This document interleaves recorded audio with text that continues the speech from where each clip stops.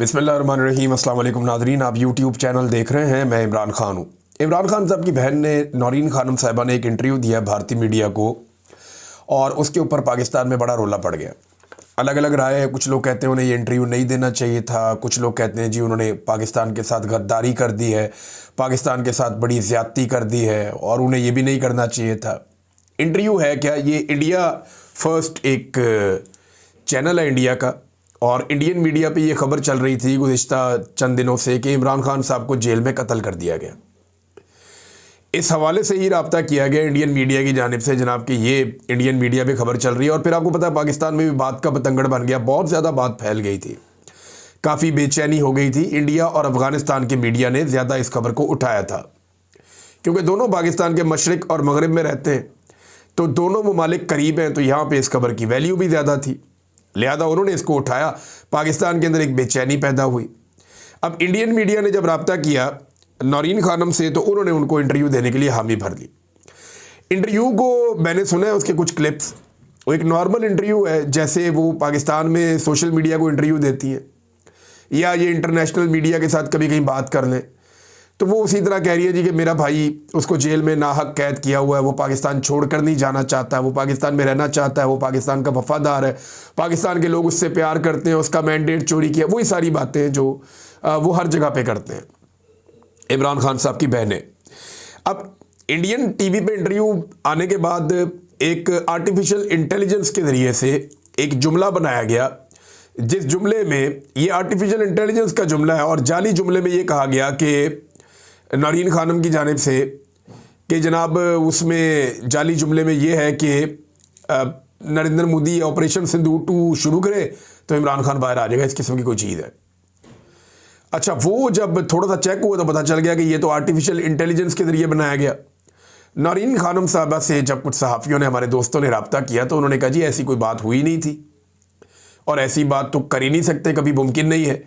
तो ये घटिया काम उन्हीं लोगों ने किया जो लोग प्रोपेगेंडा करते रहते हैं, गद्दारी के सर्टिफिकेट्स बांटते हैं, जिनका ये धंधा है बहुत पुराना, 70 साल से उनका ये धंधा है। इन्होंने फातिमा जिन्ना को भी गद्दार कहा, इन्होंने शेख मुजीब को गद्दार कहा, फिर इन्होंने जुल्फ़िकार अली भुट्टो को गद्दार कहा, लियाकत अली ख़ान को कत्ल करवाया, बेनज़ीर भी गद्दार थी, नवाज शरीफ भी गद्दार था, आजकल इमरान खान गद्दार है। तो ये इनका पुराना धंधा है। वही धंधा करने वालों ने एक धंधा किया और एक जाली ऑडियो बना दी उसके अंदर। अच्छा, पहले तो ये बात है कि उन्हें इंडियन मीडिया को इंटरव्यू देना चाहिए था। देखिए जिन हालात का सामना पाकिस्तान तहरीक इंसाफ या इमरान खान साहब कर रहे हैं इस वक्त, पाकिस्तान के बहुत सारे दानिश्वर बिल्कुल उसी तरह कॉलम निगार माहौल बना रहे हैं जैसे 1971 में जब पाकिस्तान 2 टुकड़े हुआ था तो उन्होंने बंगालियों के खिलाफ माहौल बना दिया था कि ये गद्दार है और ये बागी हैं, ये मुल्क के दुश्मन हैं, और उनकी लीडरशिप के साथ भी यही किया था। तो जनरल याहिया ने यही करवाया था उस वक्त जब पाकिस्तान 2 टुकड़े हुआ था। अभी उसी तरह का माहौल खैबर पख्तूनख्वा में कभी पश्तूनों के खिलाफ बनाया जाता है, कभी खैबर पख्तूनख्वा की हुकूमत के खिलाफ बनाया जाता है, कभी पूरे पाकिस्तान में मौजूद पाकिस्तान तहरीक इंसाफ के लोगों के खिलाफ बनाया जाता है, कभी इमरान खान के खिलाफ। तो उसी तरह से एक बयानिया तश्कील दिया जा रहा है। पिछली मरतबा इस बयानिया का नुकसान पाकिस्तान को हुआ था और जर्नैल तो फिर भी सर्वाइव कर गए थे। अब इस मरतबा दोबारा से वही गंदा खेल खेला जा रहा है। तो ऐसे माहौल में इमरान खान साहब की बहन गुरेज कर लेती तो अच्छा था कि इंडियन मीडिया को दफ़ा करें, इंटरनेशनल मीडिया को बात कर लें, कोई दीगर सोशल मीडिया में बात कर लें। लेकिन PMLN इसके ऊपर तनकीद कैसे कर सकता है? वो कैसे कह सकते हैं? नवाज शरीफ कभी करण थापर को इंटरव्यू देते हैं, कभी किसी और टीवी चैनल को, कभी NDTV को। नवाज शरीफ साहब ने तो इंडिया को इंटरव्यू दे देकर तबाही फेरी हुई है, बल्कि इंडियन चैनल्स को इंटरव्यू देते हुए नवाज शरीफ साहब पाकिस्तानी मिलिट्री के खिलाफ एक्शंस की बातें भी करते थे कि जनाब इन्होंने धोखा दिया, पीठ में छुरा घोंपा और ये वो इस तरह की बातें। तो नवाज शरीफ की पार्टी का कोई आदमी कभी भी ये बात नहीं कर सकता कि नौरीन खानम ने भारतीय चैनल को इंटरव्यू क्यों दिया। नौरीन खानम ने सिर्फ अपने भाई की बात की, अपने भाई के हवाले से सारी चीज़ें सामने रखी। वो कोई जंग के बारे में बात की, इंडिया पाकिस्तान के बारे में कोई बात नहीं की, इन चीज़ों पे तो बात ही नहीं की। नवाज शरीफ ने तो इन सारी चीज़ों पे बात की, बिलावल ने भी यही सारा कुछ किया। ये सारे लोग इंटरव्यू देते रहते हैं, बल्कि मियाँ साहब को तो इतना प्यार है इंडियन सहाफ़ियों से कि वो उन्हें अपने घर बुला लेते हैं जाती उम्र में, और कोई बुरी बात नहीं है। देखिए उनका मियाँ साहब का ये हक है, ये जमहूरी हक है। अगर बैरून मुल्क से कोई मेहमान आए हैं या इंडियन सहाफ़ी आए हैं, मियाँ साहब उन्हें मिलना चाहते हैं तो मियाँ साहब मिलें, उन्हें बुलाकर मुलाकात करें, उन्हें बुलाकर इंटरव्यू दें। पाकिस्तान में डेमोक्रेसी है, वो अपनी बात रखना चाहते हैं तो रखें। लेकिन ये जो गद्दारी के फतवे बांटे जाते हैं, ये फिर मियाँ साहब का नहीं बनता कि वो ये करें। अब जावेद लतीफ़ साहब कह रहे हैं जनाब के इंडियन मीडिया को तो इंटरव्यू दे दिया, तो इसराइली मीडिया को कब इंटरव्यू देंगे? तो सवाल ये पैदा होता है कि इंडियन सहाफ़ियों को तो मियाँ साहब ने अपने घर पे बुलाया था और कई मरतबा इंटरव्यू दिया। वो जिंदल और बित्तल किसके दोस्त हैं? ये तो फिर मियाँ साहब आप खुद इस नफरत की आग में जले हैं। तो मियाँ जावेद लतीफ़ साहब से और बाकी PMLN से मेरी गुजारिश है कि आप लोग खुद इस आग में जलते रहें, गुरेज करें। पाकिस्तान की मिलिट्री एस्टेब्लिशमेंट कल आपके खिलाफ थी, उन्होंने आपको गद्दार साबित किया। आज वो इमरान खान के खिलाफ है और वो उसको गद्दार साबित कर रही है, लेकिन आप आला कार बन रहे हैं। आप आला कार ना बने, क्योंकि कल को ये आग दोबारा आपके दरवाजे पे आ जाएगी। सभी बारी बारी इस आग में जलेंगे और अगर हम नहीं सीखेंगे तो पाकिस्तान की एस्टेब्लिशमेंट यही करती रहेगी, कभी ये गद्दार, कभी ये गद्दार, कभी ये गद्दार, और अपना दाव लगाते रहेंगे। खुद इक़्तिदार में भी बैठे रहेंगे, अपने कारोबार भी बनाते रहेंगे, अपनी दिहाड़ियाँ भी लगाते रहेंगे, निज़ाम को कंट्रोल करके भी रखेंगे, पाकिस्तान की दाखिली खारजी सारे मामला यही संभालेंगे। और सियासतदान जिन्हें अवाम मैंडेट देती है उन्हें कुछ होगा नहीं। देखिए ना, पहली बात ये पूछनी चाहिए कि अगर ये इंटरनेशनल मीडिया को जाके इंटरव्यू देते हैं, चले इंडियन मीडिया को नहीं देना चाहिए था, लेकिन जहाँ भी जाते हैं, क्यों जाते हैं? क्योंकि पाकिस्तान का नेशनल मीडिया इन्हें दिखाता ही नहीं है, इनकी बात ही नहीं सुनता। ये प्रेस कॉन्फ्रेंस करते हैं, उसको नहीं दिखाते। वहाँ पे नेशनल मीडिया के लोग जाते हैं गंद उछालने के लिए, और उन्हें बाकायदा भिजवाया जाता है सवालात की पर्चियाँ देकर, लेकिन कोई भी टीवी चैनल इनका मौक़िफ़ दिखाता नहीं है, सुनवाता नहीं है। तो फिर वो कहाँ जाएं? पाकिस्तान में उनकी आवाज़ मुकम्मल तौर पे बंद कर दी गई है।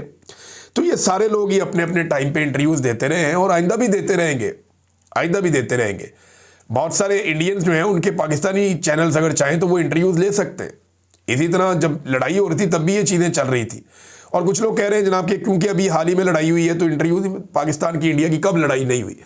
हमेशा लड़ाई चलती रहती है। मैं फिर ये कह रहा हूँ कि नौरीन खानम साहिबा गुरेज करती तो एक कंट्रोवर्सी ना खड़ी होती, बिला वजह का ये गंद ना उछलता जो लोग उछाल रहे हैं।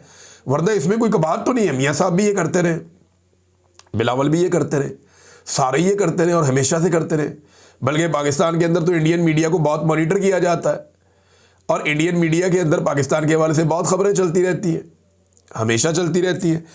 तो ये एक गंद उछाला गया, एक गलीज़ हरकत की गई। मैंने कहा मैं आपके सामने रख दूं और इसका सबूत ये है कि ये आर्टिफिशियल इंटेलिजेंस के ज़रिए से किया गया।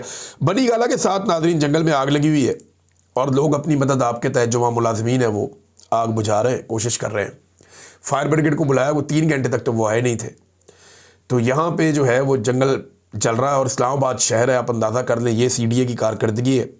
और इसको काफ़ी लोग सोशल मीडिया पे बता रहे हैं कि जनाब आग बुझाने की कोशिश हो रही है, लेकिन फायर ब्रिगेड उस वक्त तक नहीं पहुंची थी जब 3 घंटे गुजर गए थे। नाज़रीन, रद्द-ए-अमल आना शुरू हो गया 27वीं आईनी तरमीम का। एक तो कल यूनाइटेड नेशन ने, अक़वाम मुत्तहिदा ने यह कहा कि 27वीं आईनी तरमीम ने पाकिस्तान में अदलिया का, पाकिस्तान में फ़ौज के एहतसाब का, यानी हर चीज़ का बेड़ा गर्क कर दिया, जमहूरियत का, रूल ऑफ लॉ का सारा कुछ तबाह कर दिया। अब ये तो अक़वाम मुत्तहिदा ने कहा, अब इसका रद्द-ए-अमल पाकिस्तान में भी आ गया। Sindh high court bar association के इंतखाबात हुए, क्योंकि अब 27वीं आईनी तरमीम हो गई है तो प्लाटों की भरमार के बावजूद हुकूमत हार गई। हुकूमती उम्मीदवार वहाँ पे सिंध में हार गए। और सिंध के अंदर याद रखिएगा कराची में बड़ा ज़ोरदार तरीके से वकला तहरीक चला रहे हैं आजकल। पूरे पाकिस्तान में जो सबसे आगे चल रहे हैं वकला वो कराची के चल रहे हैं और उन्होंने कुछ मुजाहरे भी किए हैं, उनकी वो झड़पें भी पुलिस के साथ हुई हैं। वहाँ वकला 27वीं आईनी तरमीम के बाद कराची में डट कर खड़े हैं। अब Sindh high court bar association में 27वीं आईनी तरमीम के रद्द-ए-अमल के तौर पे पाकिस्तान तहरीक इंसाफ के हमायत याफ्ता सदर और सेक्रेटरी जनरल दोनों कामयाब हो गए, यानी क्लीन स्वीप हो गया Sindh high court bar association के इंतखाबात में। हसीब जमाली साहब जो हैं वो वहाँ पे सदर बन गए हैं, जीतने वालों को मुबारकबाद। लेकिन मामला ये है कि ये हो क्यों रहा है? अभी कुछ अर्सा पहले तो जो हुकूमती कैंप है वो तगड़ा था। हुआ ये कि 27वीं आईनी तरमीम ने वकला को बहुत बुरी तरह झटका दिया है। दूसरा, जो जजेस इस्तीफे दे रहे हैं उसका भी एक इम्पैक्ट आ रहा है। आने वाले दिनों में ये इम्पैक्ट बढ़ेगा, इसके बारे में भी कुछ नहीं कह सकते। लेकिन पाकिस्तान तहरीक इंसाफ ने एहतजाज का पहला मरहला शुरू करने का ऐलान किया है। पहले 1 दिसंबर की तारीख दी गई थी और अब पता चला कि 2 दिसंबर की तारीख दी गई है।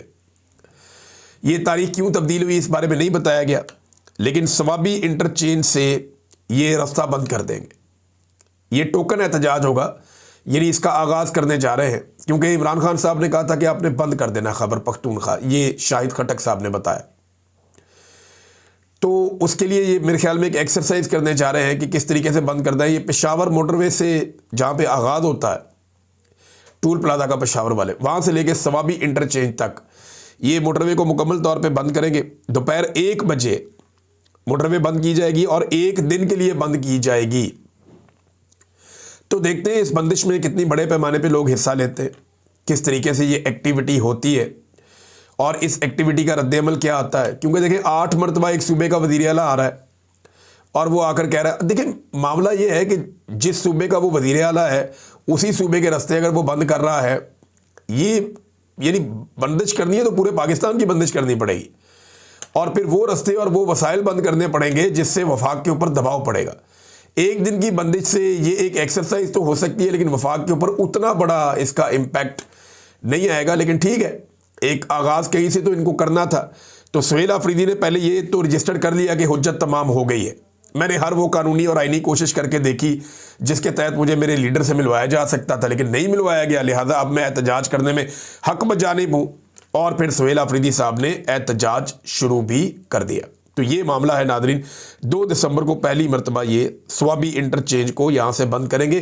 पेशावर में जो टूल प्लाजा है वहाँ से लेकर सवाबी इंटरचेंज तक। नादरीन, सोहराब बरकत साहब, हमारे आगा शेख आगा सरवर साहब, फिर राय गुलाम अली साहब, इन तीनों सहाफ़ियों की रिहाई की कोई सूरत अभी तक नहीं बन सकी। लेकिन शाहिद खटक साहब जो तहरीक तहफ़्फ़ुज़ आईन पाकिस्तान की क़यादत है उसे लेकर पहुँचे siyaasat.pk के दफ्तर में और वहाँ जाकर उन्होंने इज़हार यकजहती किया गिरफ़्तार होने वाले सहाफ़ियों के साथ। तो ये बहुत ज़रूरी था, इनको पहले दिन जाना चाहिए था, लेकिन अच्छी बात है मैंने ये अपील की थी। उसके बाद शाहिद खटक साहब ने रब्ता किया और वो तहरीक तहफ़्फ़ुज़ आईन पाकिस्तान की क़यादत को लेकर गए। अचकज़ई साहब थे, मौलाना अल्लामा राजा नासिर अब्बास साहब थे, मुस्तफ़ा नवाज़ खोखर साहब थे, दीगर कुछ और लोग थे। ये सारे लोग गए और जाकर इन्होंने वहाँ पे इज़हार यकजहती किया siyaasat.pk के दफ्तर में गिरफ़्तार होने वाले सहाफ़ियों से। हम भी यहाँ पे बरतानिया में शाफिल्ड के इलाके में एक प्रोग्राम करने के लिए जा रहे हैं और कल के दिन में एतवार के दिन पाकिस्तानियों से दरख्वास्त की है यहाँ की कम्युनिटी ने कि आप लोग सारे आ जाएँ। हमें भी बुलाया गया, हम भी वहाँ पे जाएंगे और एहतजाज रिकॉर्ड करवाएंगे पाकिस्तान में सहाफ़ियों के साथ और सहाफ़त के साथ जो कुछ भी किया जा रहा है। लाहौर में हाई कोर्ट का जो एक कॉन्फ्रेंस हॉल है वहाँ पे सहाफ़ियों और वकला ने इन तीनों सहाफ़ियों के लिए एक प्रोग्राम रखा। ओवरऑल ये जो सहाफ़त की एक गिरावट पाकिस्तान में पैदा हो चुकी है, जो जुल्म लगातार सहाफ़ियों के साथ हो रहा है, ओवरऑल जो रीज़न है वो ये है, इसके ऊपर बात करनी थी सारे सहाफ़ियों ने वहाँ पे और वकला ने। तो इन्होंने इज़हार यकजहती किया सहाफ़ियों के साथ, सहाफ़त के साथ। और सहाफ़त पे इतना बुरा वक्त पाकिस्तान में कभी नहीं आया जितना अब पाकिस्तान की एस्टेब्लिशमेंट ने सहाफ़त को कुचल कर रख दिया है। नादरीन, जर्नलिस्ट हैं शाहिद मेतला साहब, इन्होंने खबर दी है। मैं ज़रा थोड़ा इस खबर को सेट कर देता हूँ क्योंकि ये इन्फॉर्मेशन मेरे पास है। उन्होंने खबर देते हुए ये कहा कि नवाज शरीफ को जेल में जो खाना आता था, ये बात हो रही है पिंडी वाली जेल की, तो अडियाला में भी रहे ना मियाँ साहब, वो कहते हैं नवाज शरीफ को जेल में जो खाना आता था वो जनरल बाजवा के ससुर के घर से आता था, गालिबन जनरल एजाज नाम था उनका। तो उनके घर से नवाज शरीफ साहब को खाना आता था, ये शाहिद मेतला साहब ने खबर दी। तो मैं आपको ये बता देता हूँ कि ये खाना हमेशा उनके घर से नहीं आता था, कुछ अरसा उनके घर से खाना आया, कुछ अरसा अटक के एक रहनुमा हैं पाकिस्तान मुस्लिम लीग नून के, उनके घर से भी खाना आता रहा, और एक रावलपिंडी की बड़ी अहम शख्सियत है, उनके घर से भी नवाज शरीफ साहब को जेल में खाना आता रहा। बल्कि जो रावलपिंडी वाली शख्सियत है उनको फिर बाद में बहुत नवाजा भी गया। आज उनको एक बड़ी अहम सीट भी उनके घर में उनकी फैमिली मेंबर को दी गई है, जिनके घर से नवाज शरीफ साहब के लिए जेल में खाना आता था। अच्छा, ना सिर्फ नवाज शरीफ साहब के लिए जेल के अंदर खाना जाता था, बल्कि जो लोग मिलने जाते थे उनके लिए भी खाने पीने का एहतमाम किया जाता था और बड़ा तगड़ा एहतमाम किया जाता था। लेकिन जब मियाँ साहब लाहौर में आ गए और कोट लखपत जेल में उनको शिफ्ट कर दिया गया, तो वो वहाँ पे ना शारा आम नहीं है, ये दोनों तरफ से एक ट्रेन का ट्रैक है। वहाँ से जब वो ट्रैक से क्रॉस करते हैं तो वहाँ पुलिस खड़ी है, वो उन्हीं को आगे जाने देती है, लोगों को जो जेल की तरफ जा रहे हों या वहाँ के रिहायशी हों, वो हर एक को वहाँ पे छोड़ते नहीं है। तो वहाँ बहुत प्रोटोकॉल होता था PMLN के लोगों के लिए। बाहर इनकी बहुत सारी गाड़ियाँ खड़ी रहती थी, बाकायदा बाहर माहौल बना हुआ होता था, खाना पीना चल रहा होता था, एक दावत जैसा माहौल होता था। और फिर मियाँ साहब की इजाज़त देने पर वफूद की सूरत में लोग अंदर जाते थे। अमूमन जुमेरात को 50-60 लोग मिलते थे, लेकिन बाद औक़ात ये तादाद 150 तक बढ़ जाती थी। मियाँ साहब 15-15 लोगों को इकट्ठा बिठाकर एक कॉन्फ्रेंस की तरह मिलते थे। और मियाँ साहब की जो ज़िंदगी है वो शाहाना अंदाज में जेल के अंदर, देखिए कैद तो जब आदमी होता है तो वो खुश तो नहीं होता। मियाँ साहब थे तो कैद में ही ना, इसीलिए तो वो डील करके पाकिस्तान से बाहर चले गए कि मुझे पाकिस्तान से बाहर भिजवा दो, मेरे प्लेटलेट्स नीचे जा रहे हैं। वो फिर बताया कि पता नहीं किसी जानवर का, कुत्ते का खून था, वो फैसल वाडा साहब ने बताया, जिनमें को प्लेटलेट्स की गेम डाली गई। बहरहाल वो जो भी था वो वही जानते हैं जिन्होंने किया।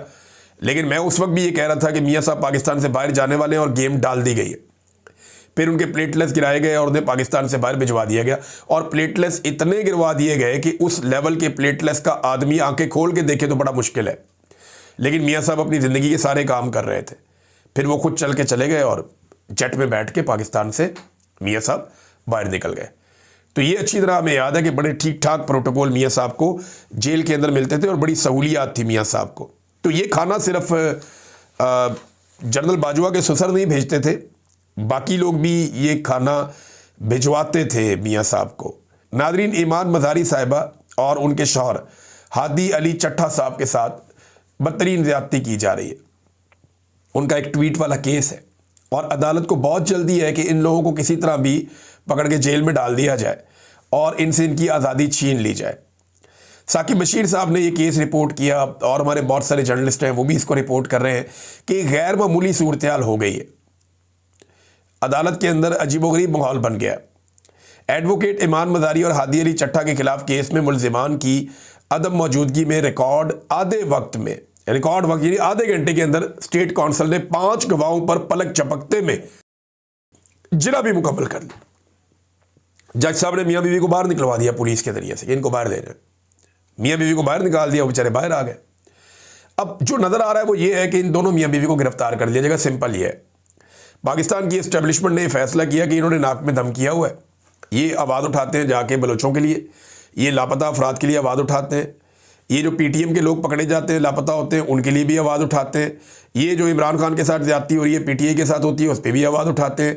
जहाँ पे सहाफ़ियों को हरासा किया जाता है उस पर भी आवाज़ उठाते हैं। जबरी गुमशुदगियों के ख़िलाफ़ ये एक बड़ी आवाज़ है, लिहाजा इससे पहले कि ये बहुत तगड़े हो जाए इन्हें उठा लो। और अब फैसला ये किया गया है कि इन्हें गिरफ़्तार कर लिया जाए। तो ऐसा दिखाई दे रहा है कि शायद इन्हें गिरफ़्तार करके जेल में डाल दिया जाए, क्योंकि इसके अलावा अब और कोई रास्ता नज़र नहीं आ रहा। और रियासत ये कर गुजरेगी, क्योंकि देखिए इन्होंने बहुत तगड़े लोगों को पकड़ा हुआ है। इन्होंने इमरान खान को पकड़ के तकरीबन 2.5 साल होने वाले हैं, 2-2.25 साल हो गए, उनको जेल के अंदर डाला हुआ है। इन्होंने मारंग बलोच को पकड़ के जेल के अंदर डाला हुआ है और PTM के बहुत सारे रहनुमा उठाए हुए हैं। अभी जो 6 लोग पश्तून तहफ़्फ़ुज़ मूवमेंट के ये लोग जरगा में आए थे, वज़ीर आला ने इनको बुलाया था, वो 6 लोग लापता हुए। अभी तक हमें पता नहीं चला कि वो बंदे किधर हैं। अभी तक समझ ही नहीं आई कि ये बंदे गए किधर। और इस पे वज़ीर आला ने वार्निंग भी दी थी, लेकिन उसके बाद से लेकर अब तक कुछ भी नहीं हुआ, कुछ दिखाई नहीं दे रहा। नाज़रीन, वज़ीर आला बलूचिस्तान ने एक बड़ा अजीबोगरीब काम किया।